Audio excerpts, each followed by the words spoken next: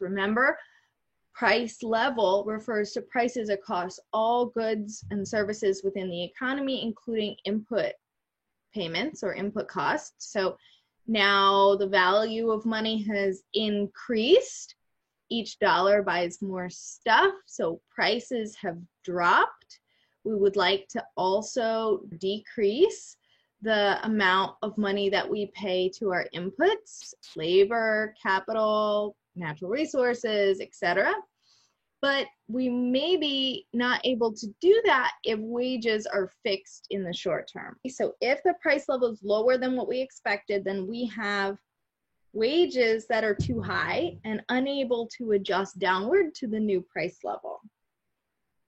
So firms have set wages too high.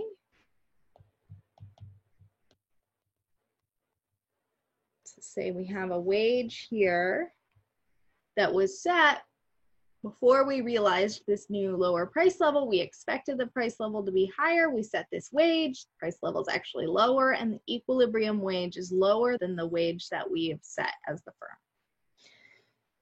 Why might this happen? Well, one reason is that labor contracts and wages do not adjust very quickly. They don't adjust day to day, month to month, unless you're driving Uber, I guess. But my contract, my labor contract, has a set wage that is adjusted just one time per year. And even then, it may be difficult to adjust wages, particularly adjusting wages downward. So I'm going to actually have you watch a video about that after we finish this. Labor contracts are typically fixed, at least for very short periods of time, and adjusting wages downward is particularly difficult because, you know, nobody wants their wage to go down.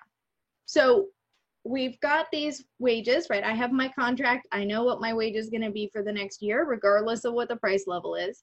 When I signed that contract, I had some expectation about the price level, as did my employer, and they gave me a salary based on that expectation about the value of money over the course of the next year. And here we've set that wage too high. So what does that mean for the business and for profits?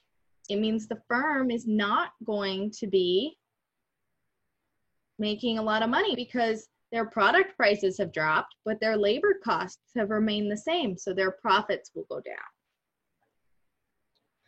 And you can see that even here, like in the graph, if I have a wage that's fixed higher than the equilibrium wage, my labor supply would go up, my labor demand would go down. This is the quantity that's actually traded in the market. What's going to happen is the business is going to hire fewer workers. Right? They're going to hire fewer workers because they're less profitable and workers are more expensive than they should be. This will cause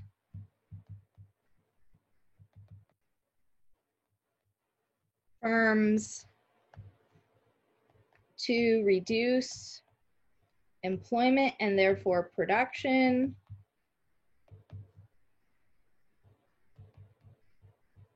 But this is a short-term problem, right? This is only happening because wages are sticky, because they're stuck at a level that is higher than the equilibrium wage.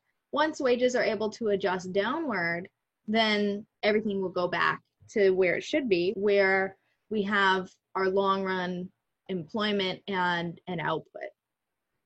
So this will happen until wages can adjust to the new price level.